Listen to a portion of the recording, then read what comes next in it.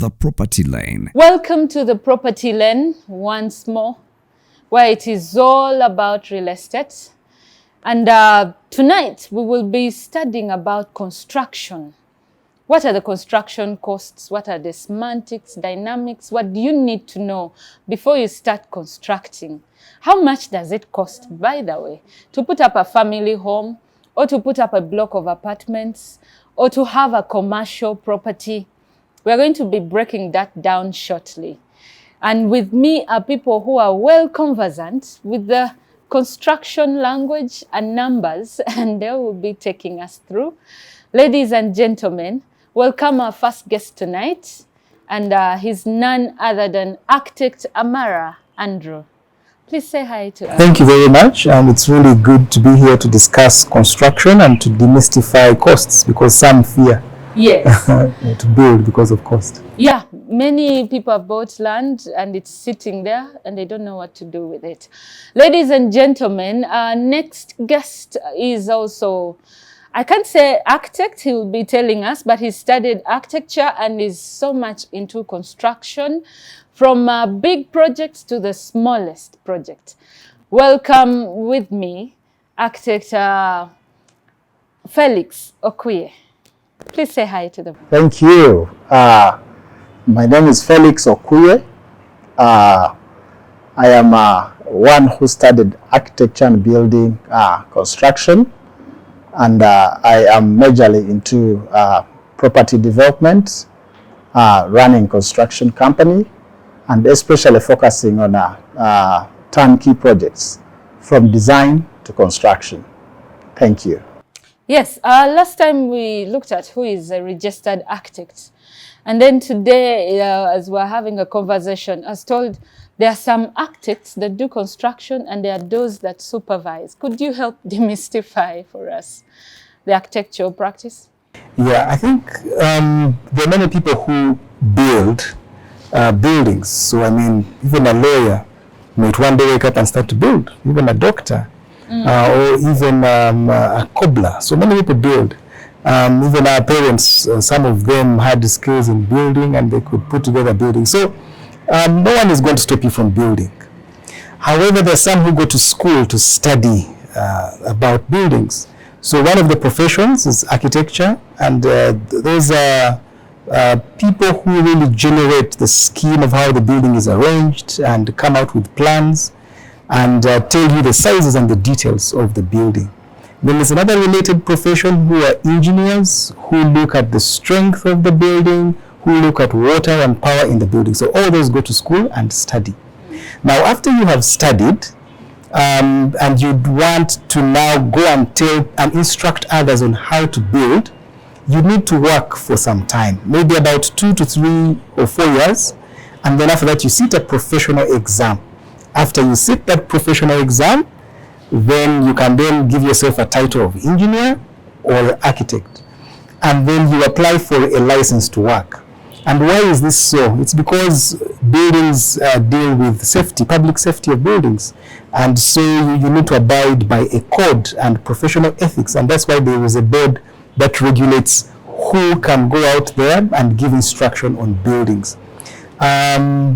And this also happens in other professions. For example, if you're a doctor and you want to cut somebody open, you also have to get a license and study. If you're a lawyer and you want to deliver justice, you also have to go and get some license of sorts. Study in school, work for some time, sit an exam and get a license. Now, if you have studied, whether it is architecture or engineering, there are different career paths. There are some who come out of university and say they want to teach. So they go back to school and do research. There are some who come out of university and say, no, I want to build. So they start a company and start building, right? There are some who come out of university and say, no, I want to be a consultant who does the plans and all that nitty-gritty. And they are consultants. There are others who come out of university and want to specialize in interior design, in landscape design, in different sorts of engineering, maybe, for example, air conditioning as a specialty, or lifts. So you can specialize. So there are many things you can do. Others even just run away and say, I want to do business, and they forget about it all, even after studying. So, yeah, the career paths are very many. In Luke 14:28, it says, which of you desiring to build a tower does not sit down first and count the cost, whether it's enough to complete it or not. And coming back to Andrew, how do we count the cost? Or what's the cost that we should be counting? How do you count the cost? So from idea to the time that you have your key and you enter the building, there are different things that are involved, and it's good to count the cost of all those things because they will affect. I mean, you need actually that money to build. Of course, number one is you need to find the land. You need to find the land and pay for it. Secondly, you need to think about what you're going to do and maybe put it on paper. Because our parents, well, some of our grandfathers, they would just tell the builder, I want this there, this there. But some of us these days prefer to have it on paper. So you might want to have your plans or your designs put on paper. So that will also take some money. Everybody, or it's for you guys? Well, you see, the law now requires that before you build, you need to have it on paper and you need to get permission. When you were staying in rural settings, no one cared what you're going to build. But when you come to an urban setting, which has a mayor and organization, you must get permission. So sometimes that forces people to get plans. Does that also cost something? Yeah, it's also wise to get a plan because it's best to get it from an expert, a professional. Yeah, so one, get land, that costs money. Two, having the plans will cost some money. Three, getting permission to build will cost some money. So you pay some money to the municipal or to the authorities so that you can do, so that's money.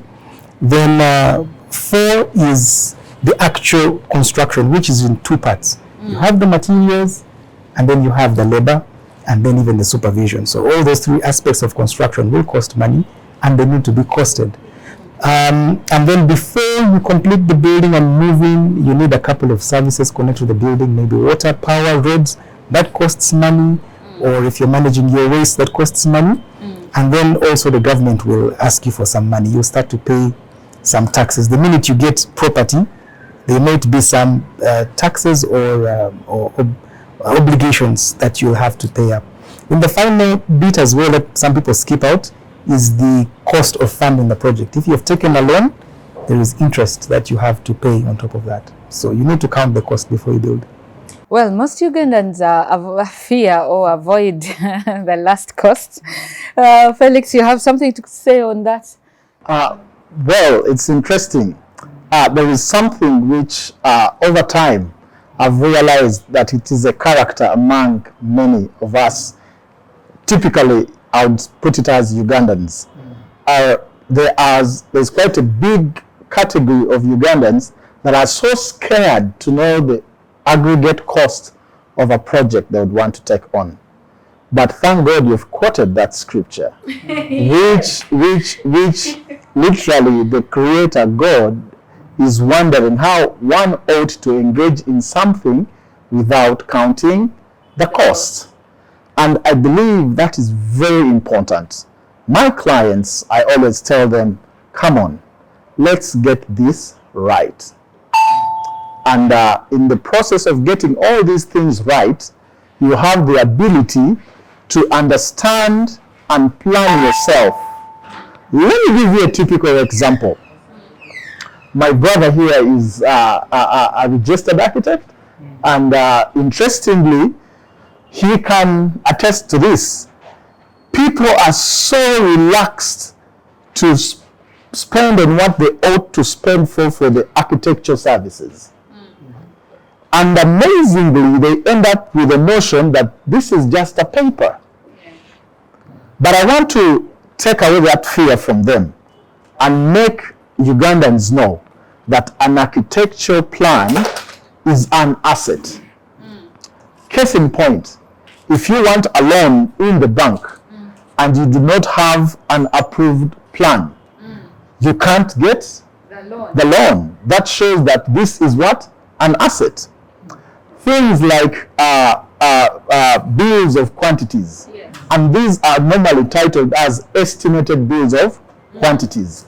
And I want to assure you, you need to have costs And especially, I'm sure you have seen properties where buildings have remained at the foundation level and they are there forever. You may find the person did not know exactly what they were venturing in, and they got stuck, and a lot of money has been stuck there for years and years. Hold that thought. And please don't forget where you've stopped. We are going for a short break, but we will be back with more on construction. Welcome back from that short break. Don't forget that we are at Kibera Country Club, sitting in this penthouse. It's a 3-bedroom penthouse. You can have your guests who are traveling from upcountry or from within or from abroad to come and stay here. It's not so expensive. It's very affordable, convenient, clean, calm, peaceful environment. Or you can come hang out with your family and friends. Bring your functions here at Kibera Country Club. Now, before we broke off, we were still talking cost. Felix, I cut you short because of the commercial break. And I think Andrew had something to say about that. We will also be getting into the nitty-gritties of the construction itself. I know you are all waiting for that part. Yes. Yeah, so I was talking about the important documents which are an investment, and yet people don't regard them as such. Yes. Case in point, you're going to build a project of 1 billion shillings. You cannot avoid, it is not wisdom not to engage a profession on that. Okay. You have seen buildings that are collapsing in the city. Many of these buildings, by the time they are collapsing, they are over 1 billion shillings spent in it. So technically, 1 billion shillings just crumbles down like a pack of cards.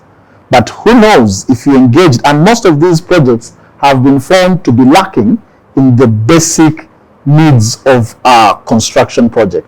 You find that there's a big query on their architecture designs. There are no supervising engineers, and you find that even the knowledge of the urban authorities in line with the project is very not clear. So you find that there's a huge loss, which is not worth it. And probably may be because people are not advised right. But if somebody has an architecture plan, I mean, if you're doing a 1 billion project, and this plan costs you 25 million shillings, is it too bad? Can you imagine you're securing your 1 billion with 25,000 and then million? That is hardly even we would say it's about 2.5%, you know. And at the end of the day, next you need these professionals. Well, people think getting professional services is technically a big cost. Isn't it? Not necessarily. You know, there are basic standards. You know, we have the National Board, Construction Review Board, which gives a bit of basic standards. Okay. And then what now remains is person-to-person interaction.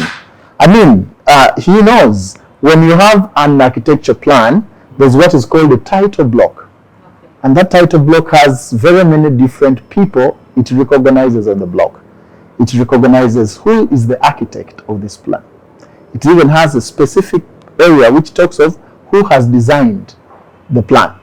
So it goes deeper and even describes which is the structure engineer of the project. It goes on to the detail, and that's why I'm encouraging. I mean, if you are going to build a house, let's say 3-bedroom house, let's assume it's going to cost you maybe 100 million shillings, a bedroom bungalow. What's so hard with spending 3 million shillings towards the design? Would you take that? Definitely. Andrew? Because we fear your prices. Well, I'm saying, I'm giving you an example that there are percentages. You know, most of these professional fees are designed at a percentage level. And I think maybe those are some of the things that these boards like Uganda Society of Architects, the Engineering Review Board, such as that could be guiding the public in some of these basic costs. And you know, as such, it will help. There is a big deficit in housing projects. There is a big deficit in commercial real estate in terms of warehousing and all this. And when you bring all these factors together, it's one of the things that make a country viable for investment. Andrew, What do you have to say about that? I just want to add to what Felix is saying, that even for somebody who's doing a house of 50 million, you shouldn't run away from the professional, because actually some people don't even know that there is a professional who can help you to do the plan. I think that's the first thing we need to demystify. Some awareness that you can go to somebody to help you on this journey. Don't suffer alone, right? Yes. So go to a professional. That's one. Secondly, when you're going to a professional, go to somebody who has done it before and maybe even has some qualifications. Because if somebody has never done a storage building before, why are you getting a plan from such a person? If somebody has not supervised, why are you asking them to come and supervise your building? If somebody has not studied the science behind these things, why are you going to search? So there is no choice. You can actually go and choose, go and look at the register, go and look, ask somebody, where is your CV, where is your work, I want to see, before you give them some work. But the other thing I wanted to mention is that look at the process of getting a plan as a cost saving, because I know many people are saying it's expensive, but don't look at it like that. Like you said, you have your hard-earned 50 million and you don't want to put it in the ground and it goes to waste. In order to safeguard that investment of 50 million, get a professional to do the right plan so that you make sure the materials are right, the sizes are what you want, the building looks unique, and so that's one. But also the professional can help you to save on costs. They tell you how to do a building for the lowest cost possible. So if you are going to spend 50 million, you might end up spending 40 million because you have involved a professional to look at the mathematics. Now, Andrew, you're introducing many subjects. I feel like even one episode may not be enough. First, he talked of collapsing building, which is another topic of its own. But now you're bringing in the fact that as an architect, you could advise on how to cut down the costs, which brings in the construction materials. We are so used to brick and mortar. We are used to cement and concrete and all this. Is that all there is? And there are cheaper construction methods or technologies that we can use that will make a house beautiful, like you said, but also long-lasting and usable. Location is one drive of cost. If you're in a place where there are masons who are digging out the earth and baking clay, you will spend little money to get your clay bricks because they're just nearby there. Okay. If you're in a place where there are some stones that you can use for your foundation and some hardcore, you spend less money to get. If you're in a place where there are concrete blocks, that are, because if we had 100 factories of concrete blocks, the price comes down. Right now we have probably 3 or 4 big players of cement. So you can see when the third person joined, they pushed the price a bit down. Now cement seems to be stabilizing at around in the 30s, right? Imagine what would happen if we get 2 other players. The price comes down. So there are those global dynamics that affect the cost of materials generally.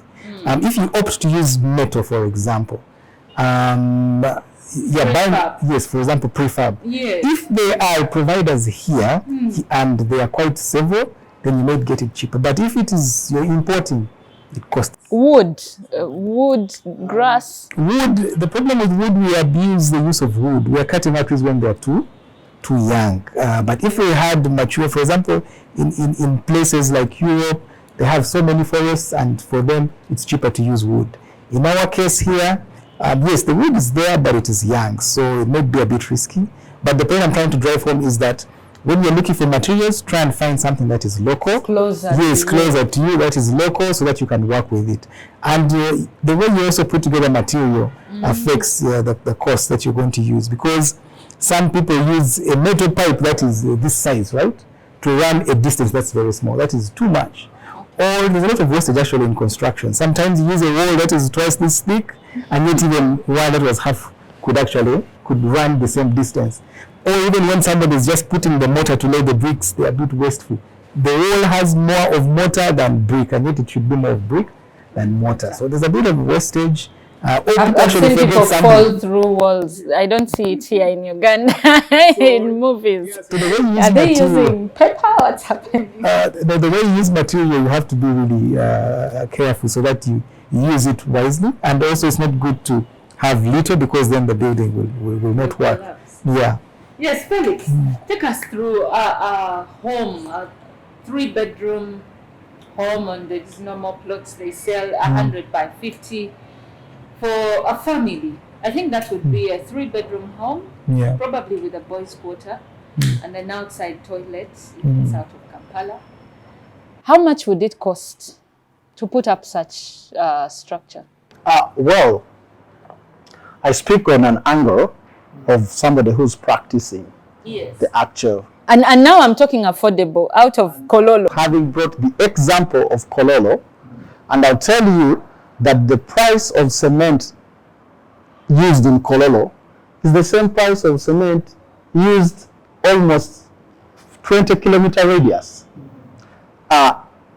The Kololo example is because of the land value of Kololo, which he mentioned location. But the cost of construction, little do they differ from location to location in a radius of about 50 kilometers. And when we come to the plain example you have made, what matters is this house, which we normally call a 3-bedroom bungalow. The size of the house is majorly dependent on the square area. You know, in a 50 by 100 plot, one can choose to have a very big house, which is almost taking 70% of the plot, while another person could use maybe 50% of the plot. But let's go for a typical house. Oh, and also for what's ideal, because do I need to use the 80% of the plot? Recent, because of building regulations, they will also enforce and limit you from having certain kind of sizes because of the rules that are in the game, especially by the authorities who are supervising. In this case, the KCCAs, the municipal councils, the town councils, town boards, and district. Back to a 50 by 100, assuming we are putting on a house which is, let's say, 100 square meters. Using the basic principles of shape, let's assume what are the quick functional factors of 100. Here you're talking of maybe 10 by 10. Okay? Yes. Because on the 50th stretch of the plot, that is 15 meters. So if you went with a 10, you have some 5 meters. You can live on both sides. So on this side, on the 100, which is 30 meters, you have, say, 20 meters left off. So you can again reorient the shape as the architect knows it best. So you can go maybe for 8 by, let's say, 8 by 12, which will give you 96. So in this case, you find that with that, after the design, the QS will always give you general volumes of material quantities. I'll tell you, on a 3-bedroom house of such an area, you may hardly use 500 bags of cement. Unfortunately, our time is fast spent. We have to cut it short. But we promise to come back to give you details, this time in numbers of the breakdown, how much you would need to put up an affordable house, what you need to put up a penthouse like this, and what you need to put up a commercial building so that we don't fear these costs. Felix, in your closing remarks.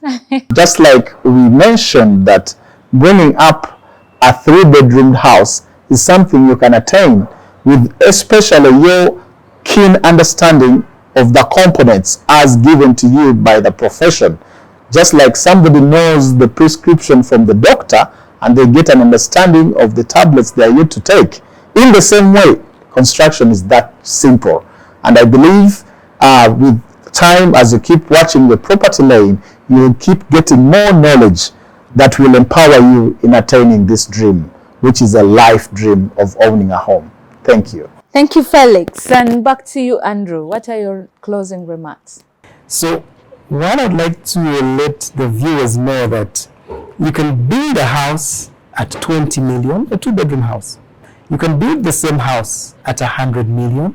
You could build the same house at 300 million. Now, what is the difference between the three? You as the homeowner need to make 2 key decisions.